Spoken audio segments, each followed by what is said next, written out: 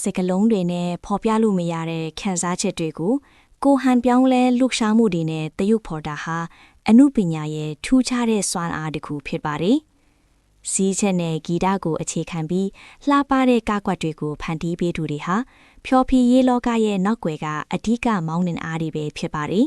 ။ဇန်နဝါရီ9ရက်ကိုတော့ကဘာတဝန်းမှာအပီပီဆိုင်ရာအကနီးပြများနေ့အထိသတ်မှတ်ထားကြပါတယ်။ဒီနေ့ဟာအကပညာရှင်တွေကားကွက်ဖန်တီးသူတွေရဲ့စ조사အားထုတ်မှုနဲ့တီထွင်စမ်းသစ်မှုတွေကိုဂုဏ်ပြုတဲ့နေ့တစ်နေ့ဖြစ်ပါတယ်။ဒီနေ့ဟာဖန်တီးမှုစွမ်းရည်စည်းချက်ညီညွတ်မှုနဲ့ခန္ဓာကိုယ်လှုပ်ရှားမှုဖြင့်ဆက်သွယ်ခြင်းတို့ရဲ့အရေးပါပုံကိုအတိအမှတ်ပြုပါတယ်။စင်မြင့်ပေါ်ကလှပတဲ့ကားကွက်တစ်ခုချင်းစီရဲ့နောက်ွယ်မှာအကနီးပြတွေရဲ့စိတ်ရှည်မှုနဲ့စိတ်ကူးစိတ်တမ်းတွေအများကြီးပါဝင်နေကြောင်းကိုသတိရစေတဲ့နေ့လေးပါပဲ။